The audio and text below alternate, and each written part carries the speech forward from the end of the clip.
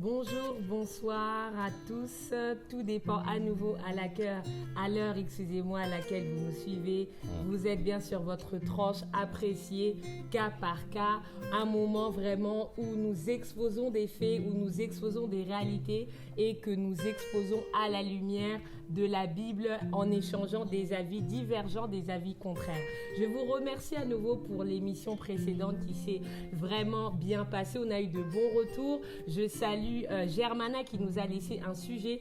Faites comme elle, comme je le dis toujours. N'hésitez pas à déposer vos suggestions et on les abordera et les traitera en amont. J'aimerais encore vous encourager toujours à nous suivre massivement sur MAPAF TV. L'onction fait la différence du lundi au jeudi de 21h à 21h45. Vous connaissez l'hymne, abonnez-vous massivement, partagez. Cliquez sur la cloche de notification pour ne rater aucun événement, aucune vidéo. Aujourd'hui, un nouveau sujet à aborder. La question, l'objet aujourd'hui de cette émission, c'est la sextape dans l'Église. L'impact de ces vidéos que nous voyons aujourd'hui abonder sur les réseaux sociaux. Nous sommes tous confrontés aujourd'hui aux réseaux sociaux, que ce soit tous les réseaux qui existent, je ne vais pas les citer un par un, vous les connaissez. Et aujourd'hui, cela bat son plein à l'Église. Comment est-ce que les personnes qui fréquentent les églises doivent réagir? Et comment est-ce que réagissent les personnes qui voient ces choses vis-à-vis de l'église? Est-ce que ça a pour but et est-ce que ça a surtout pour volonté de venir détruire l'église? L'église pourrait-elle être détruite par rapport à ce genre de vidéos dites scandaleuses? Nous l'aborderons aujourd'hui et comme d'habitude, je suis entourée de l'homme de Dieu, l'apôtre Prosper, à qui je dis bonjour, bonsoir. Bonjour, bonsoir, Sœur Charité et à toutes les personnes qui nous suivent de partout ils sont. Merci beaucoup à vous. Alors aujourd'hui, sextape dans l'église, est-ce que déjà tu as déjà été confronté ou eu des échos de ce genre de choses aujourd'hui, même cette année, les années passées? Dis-nous un peu. Non, du sextape, oui. Bon, après, peut-être, moi, personnellement, je ne l'appelais pas comme ça. Je ne savais pas que ça s'appelait comme ça. Mais les réseaux sociaux, avec ces réalités, voilà, et avec des termes aussi anglais, voilà, on s'habitue. Pas du comportement, non. On s'habitue des termes anglais un peu mélangés dans ce que nous faisons. Donc voilà, sinon en français on parlera de la nudité, non? Quelque chose comme ça. Hein? Oui, l'exposition de la nudité, voilà. Des vidéos tournées à caractère sexuel. Voilà. Je pense que oui, avant les réseaux sociaux, pendant les réseaux sociaux, peut-être après les réseaux sociaux, si Christ ne revient pas, aussi longtemps que le diable n'est pas encore lié éternellement, il se passera toujours des choses. Il se passera toujours des choses. Justement, est-ce que c'est un fait aujourd'hui nouveau, inédit, le fait de voir la nudité de certaines personnes sur les réseaux sociaux? Est-ce que c'est déjà un fait nouveau ou pas? Bon, la nudité des gens sur les réseaux sociaux, parce qu'on parle des réseaux sociaux pour aujourd'hui. Hein, on appelle les réseaux sociaux. Les réseaux sociaux, ce n'est qu'un support. Ce n'est qu'un support qui permet à la communication d'être véhiculée. Hein? Mais avant, les gens communiquaient, mais ce n'était pas les réseaux sociaux. Mais les gens communiquaient, il y avait d'autres supports. Et puis, il y avait des informations qui passaient sur ces supports-là.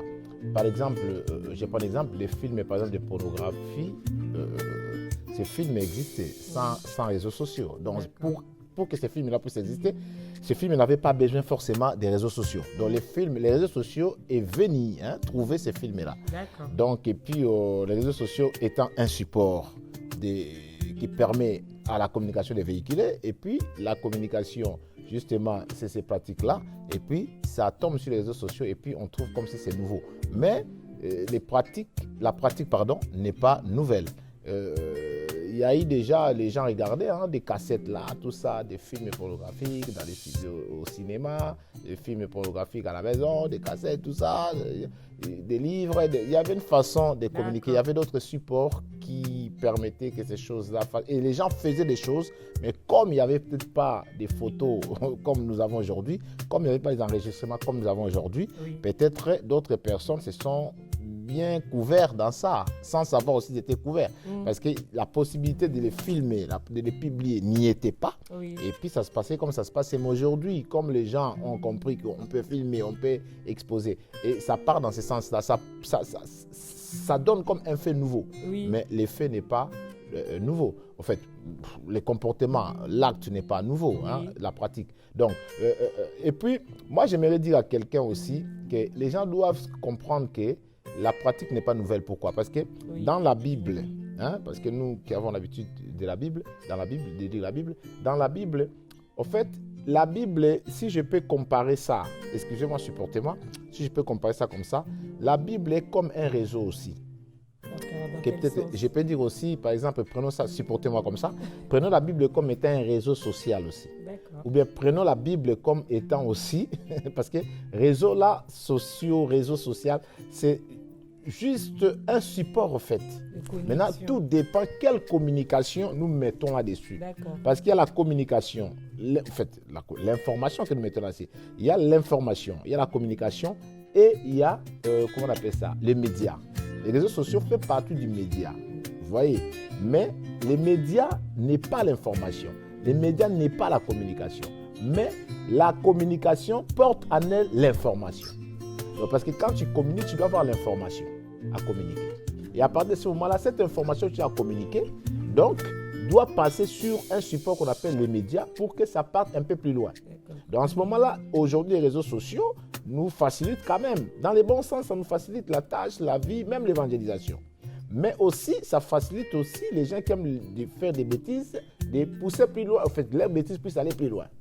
Ça aussi. Donc, on ne peut rien faire là-dessus, que Dieu fasse grâce.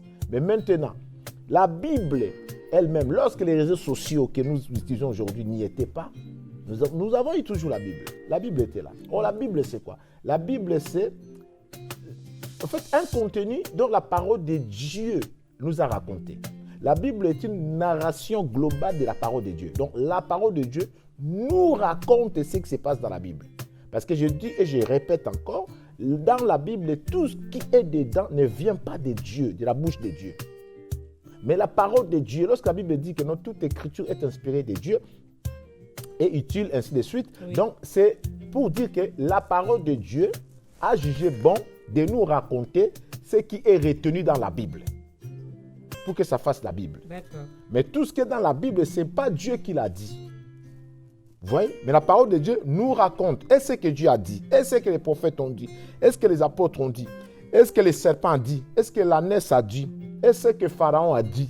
Est-ce que Nabuchodonosor a dit? Est-ce que la femme là avec l'esprit de Python a dit? Est-ce que, en fait, est-ce que la prostituée a dit? L'étranger a dit? Un méchant a dit? Les assassins ont dit? Donc tout ça, ça se trouve dans la Bible parce que la parole de Dieu nous raconte. Alors, la parole de Dieu elle-même, pourquoi la raconter ça? Donc la parole de Dieu elle-même, c'est la première personne à exposer des choses. Aujourd'hui, les gens pensent que l'exposition là, c'est nouvelle. Non. C'est malheureux, mais laisse-moi te dire, tu n'as rien de nouveau à exposer parce qu'il n'y a rien de nouveau sur la terre. Ce qui est, était. Vous voyez? Ce qui est, ce qui était là, c'est ce qui est. Ce qui est, c'est ce qui sera. Il n'y a rien de nouveau sur la terre. Maintenant, c'est seulement la forme qui change, mais les fonds restent les mêmes.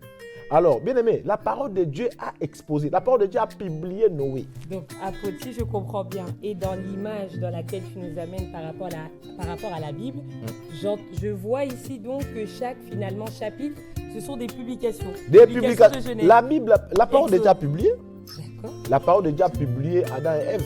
Il a publié les meurtres. Aujourd'hui, ici, dans une famille qui prie, un pasteur connu aujourd'hui là, ses enfants se tuent. Un enfant du pasteur a tué l'autre enfant à cause de la jalousie. Aujourd'hui, les réseaux sociaux là, beaucoup de gens qui ne comprennent rien vont se mettre là.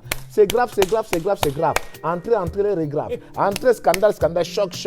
Attends. Mais la parole de Dieu déjà a mis tous les chocs là, tous les scandales là, Nous sommes venus en retard en fait. La parole de Dieu a mis ça. Imagine ma soeur, si un pasteur connu, comme Adam, avec sa femme connue, Ève, ils ont des enfants, Caïn et Abel. Dans le service. Aujourd'hui là. Hein? Et aujourd'hui, Caïn, fils d'un pasteur connu, tue son frère Abel. Assassinat dans l'église. Tue son frère Abel à cause de l'offrande. Oh là. Qu'est-ce que les gens ne diront pas? Mais la personne que tu cries aujourd'hui scandale là, il n'est même pas dans la Bible. Elle n'est même pas dans la Bible. Parce que ceux qui sont dans la Bible, la parole de Dieu même les a exposés. On lit ça tous les jours, nous avons ça. Ça, c'est une publication. Eux, ils ont été exposés après leur mort. Non. Je pense que Adam ou Ève ne pouvaient pas imaginer qu'un jour, des personnes entendraient parler du scandale au sein de leur famille. Peu importe après leur mort ou pas, parce que ça ne nous choque pas aujourd'hui, parce que, à la fois, peut-être nous refusons de réfléchir. Parce qu'on réfléchit plus loin, tu verras que nous sommes les descendants d'Adam et Ève. D'accord. Il s'agit de notre ancêtre. Il s'agit de notre grand-père. Entendez cela. Hein? Notre premier grand-père, archi-grand-père. Tu comprends? Et notre archi-grand-mère. Donc, il s'agit d'eux. Donc, nous pouvons aussi revendiquer, porter plainte que non, ils ont publié notre grand-père. Atteinte à la vie privée. Atteinte à la vie privée et choc à nous, les descendants, et nous sommes traumatisés.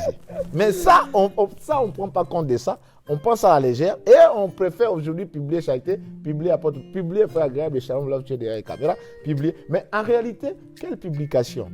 Parce que moi, je ne suis pas dans la Bible. Oui. Publie. Mais la personne des personnes, même la Bible, les amis, là, avant les réseaux sociaux arrivent, ils étaient déjà dans les réseaux sociaux qui s'appellent la Bible. Les réseaux sociaux et spirituels, la Bible. Parce qu'ils soient païens ou chrétiens, je ne sais pas moi quoi, nous lisons la Bible d'une manière ou d'une autre. C'est très intéressant ce que tu nous exposes ici et c'est une réflexion, je pense que les personnes n'ont pas le fait de voir dans la Bible simplement des publications et que c'est un support qui relate des faits très graves. Tu nous as mentionné ici l'assassinat d'un frère par son propre frère, donc c'est quelque chose de très grave. Mais aujourd'hui, est-ce que c'est pas surtout très malsain, c'est pas surtout motivé par la vengeance, le fait de publier ces choses? Oui, mais vengeance, oui, je comprends. Mais aussi dans la Bible, il n'y a pas que l'assassinat. D'accord. D'une famille des serviteurs de Dieu. Mais il y a eu aussi, qu'on appelle l'inceste. Par exemple, Lot. Lot a fait... Prenons un pasteur connu comme Lot. Aujourd'hui, un pasteur connu comme Lot. Mais je ne soutiens pas des bêtises, en fait. Mais je veux, de ma part, contribuer à quelque chose pour que les vrais enfants de Dieu s'alignent. Pousser la réflexion. Ah! On dit des fois, à un bon entendeur, s'aligne, et un bon entendeur, salue. C'est très important. J'aimerais que les gens comprennent. Oui. Parce que nous, le travail, nous faisons cas par cas. Les gens doivent savoir. Je ne soutiens pas des bêtises qui peuvent être... Non, pas du tout. Est-ce qu'on peut soutenir une bêtise? Non, pas du tout. C'est pas ça. Mais je dis aussi de l'autre, en même temps, que les gens fassent très attention avec ça. Oui. Parce que le diable, celui qui peut tuer gloire dans ça, ce n'est pas Dieu, c'est le diable. En tout cas, que vous voulez ou pas, c'est le diable. Alors nous ne sommes pas là pour servir le diable, nous sommes là pour servir le Seigneur Jésus. Donc on ne peut que faire les choses pour la gloire du Seigneur. Donc là, un pasteur connu comme l'autre, s'il fait deux enfants avec ses deux filles, aujourd'hui, il n'a que deux filles. Il fait des enfants avec ses deux filles. Aujourd'hui, pasteur connu comme l'autre. Réseaux sociaux allaient être comment? Les réseaux sociaux d'aujourd'hui allaient être comment? Vous comprenez? Si nous prenons Noé, un pasteur connu comme Noé, qui boit comme Noé, déjà, boire là, ça a été publié, cher buveur. Et puis, deuxièmement, sa nudité là, les sextapes de Noé. Ok. Les sextapes de Noé. Est-ce que les gens connaissent ça? C'est resté dans le cadre familial. Non, quel cadre familial? Aujourd'hui, nous lisons ça là, c'est la familiale. D'accord. Noé là est exposé. La parole de Dieu, ne vous en faites pas. Ce n'est pas toi qui vas exposer. Tu vas exposer quoi? La parole de Dieu elle-même expose. La parole de Dieu expose. Et les choses qui arrivent, c'est pour la leçon. C'est pour tirer une leçon. Ce n'est pas pour en faire comme si... Parce que et toi qui publies, et la personne publiée, qui est parfaite? Qui est parfaite? Personne. Toi qui publies, tu n'es pas parfait, ni parfaite. La personne que tu publies aussi n'est pas parfaite et n'est pas... Donc en fait... Si toi qui publies là, on entre aussi dans ta vie là, tu fais tout pour qu'on ne te filme pas, d'accord? Mais le ciel te filme, ma soeur, mon frère, le ciel te filme. Dieu a une caméra plus que l'infrarouge, on dit. Oui, infrarouge. Dieu a une caméra qui prend le monde entier au même moment. Donc il a les films. Si Dieu veut nous publier ici, il a les films de tout le monde. Donc, ne pense pas parce que toi qui publies, toi tu es plus correct que la personne publiée. Non, chacun a ses défauts. Mais en même temps, je ne soutiens pas des bêtises. S'il y a une publication que tu détiens de quelqu'un, tu prévois publier. Mais il faut voir la personne. Pourquoi publier? Voir la personne, parle avec la personne. Préviens-les même que j'ai tes publications là. Si tu ne changes pas, je vais publier ça. Au moins, que la personne puisse savoir. Mais s'il faut prendre quelqu'un comment on dit, en ruse, en ruse pour publier après, ou bien des chantages, donne-moi l'argent, et puis si tu ne donnes pas, moi je publie. Non, ça c'est le vol, ça c'est pas bon.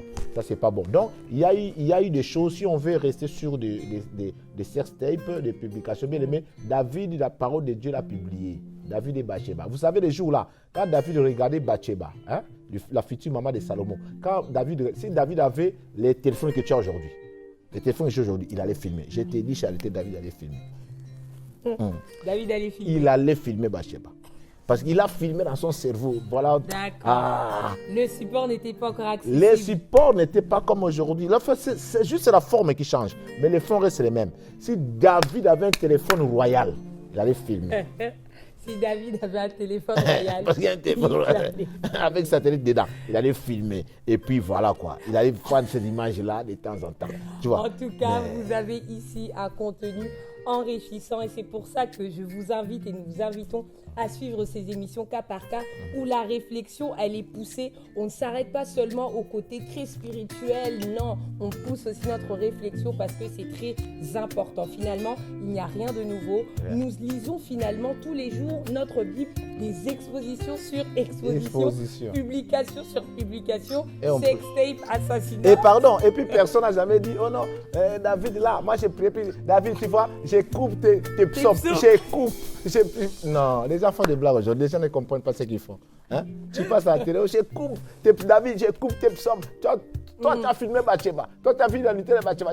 Non, tu continues. Dieu de David, psaumes. Quand tu as des prières, te voilà, j'ai des prières, les psaumes. Mais c'est de David aussi, non?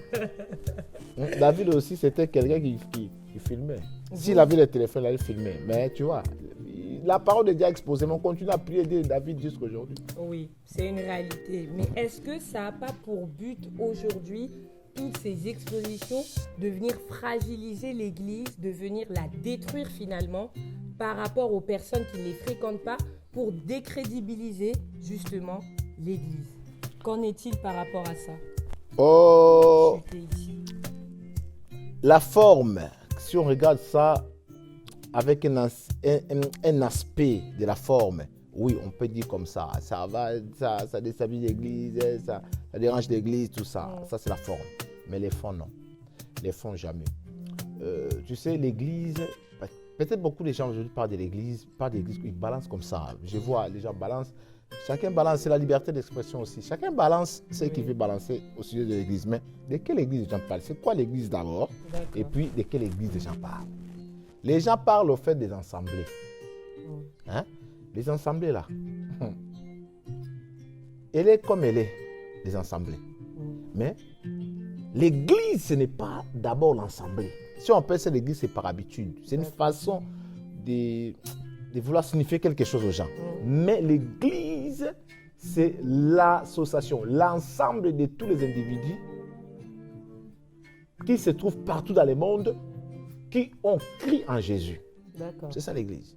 Donc Jésus est le souverain pasteur, les grands bergers, les grands pasteurs. Donc, les souverains sacrificateurs. Donc, cette église-là ne peut pas être déstabilisée. Moi, personnellement, je suis membre de cette église-là, qui n'a pas de dénomination. C'est le corps de Christ. Quand on parle du corps de Christ, les gens confondent aussi. Oh, le corps de Christ est déchiré. Quel corps de Christ est déchiré? Le corps de Christ est indivisible. Tu comprends? Le corps de Christ ne peut pas être déchiré ni détruit. Je ne sais pas pourquoi les gens parlent comme ça. Oh, le corps de Christ. Quel corps de Christ? Qui vous a dit que parce que quelqu'un dribble fait partie du corps de Christ? Qui vous dit que parce que quelqu'un chante forcément, il fait partie du corps de Christ? Qui vous dit que parce que la personne prêche, il fait partie du corps de Christ? Non, ça c'est notre affaire. Il ne faut pas mettre la bouche dans les données ou domaines que vous ne maîtrisez pas. Vous allez parler des choses par la forme, des choses que vous ne maîtrisez pas. Les fonds, mais attends, il faut être sérieux là. Le corps de Christ. De quel Christ vous parlez? Frère, l'Église, ma soeur, c'est les vrais convertis, parce qu'il y a un problème de la conversion et de la repentance. Celui qui est repentant n'est pas encore enfant de Dieu. Et son nom n'est pas encore dans les livres de vie de l'agneau. Et le jour de l'enlèvement, il ne partira pas. Un repentant ne partira pas. Un païen repentant ne partira pas. Un païen la personne qui partira avec Jésus, qui forme son église pour l'éternité, vivre dans sa louange éternelle, ce sont des personnes qui se sont converties en Christ. Voilà pourquoi l'apôtre Pierre a dit, repentez-vous et convertissez-vous. C'est la conversion qui fait dans une personne la nouvelle naissance. Être né de nouveau, ce n'est pas la conversion. C'est là la personne est maintenant membre de l'église.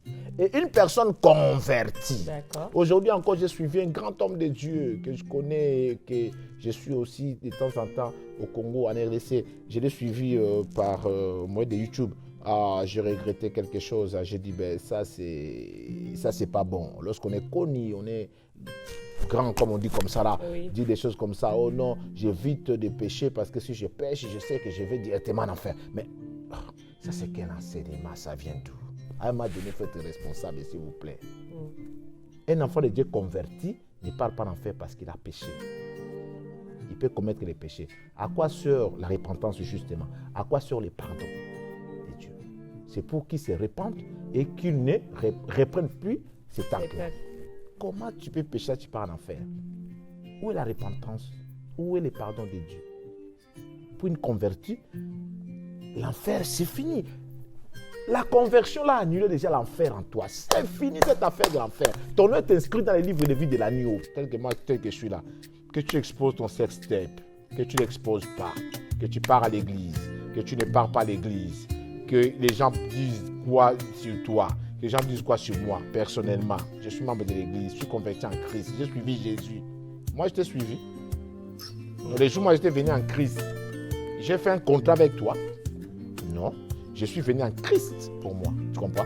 Donc, l'église ne peut pas être fragilisée par rapport à ça. D'ailleurs, ça augmente encore l'onction dans l'église, dans le sens que non, ça doit encore réveiller les vrais saints, les vrais aigles, vont se mettre encore dans la prière, vont encore faire attention, vont encore mettre les garde-fous, vont encore comprendre quel temps nous traversons. Et l'église doit encore foncer encore dans la puissance pour montrer à Satan qu'il n'est rien.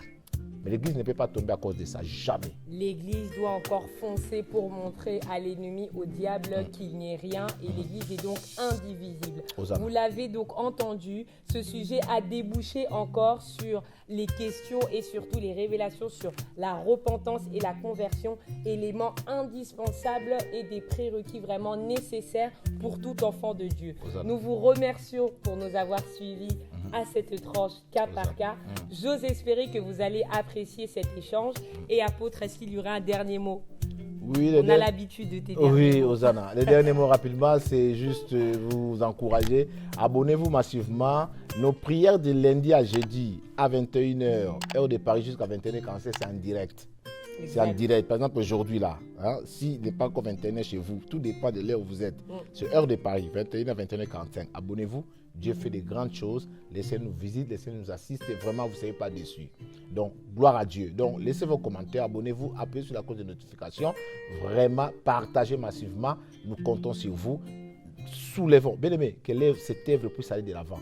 Tous ensemble, au nom de Jésus, avec la puissance du Saint-Esprit, ça va aller. Parce que nous sommes là, cas par cas, pour tout le monde. Ça va réellement aller. L'Église ne tombera jamais. Jésus a dit, les portes de séjour des morts ne prévaudront jamais contre l'Église. L'Église ne tombera jamais, jamais, quoi qu'il en soit, quoi qu'il arrive. L'Église, je ne parle pas d'une dénomination quelconque, je ne parle pas des individus, je parle de l'Église. Les vrais convertis en Christ ne tomberont pas. La Bible dit, si c'était possible, même les élus pouvaient être séduits. Mais comme ce n'est pas possible, donc les élus ne seront pas séduits. Que le Seigneur vous bénisse. Ce dernier mot fait écho et je pense qu'il le fera également pour vous. Je vous dis à la prochaine, vous souhaitant une excellente journée ou soirée. Et comme on a l'habitude de le dire, bye bye.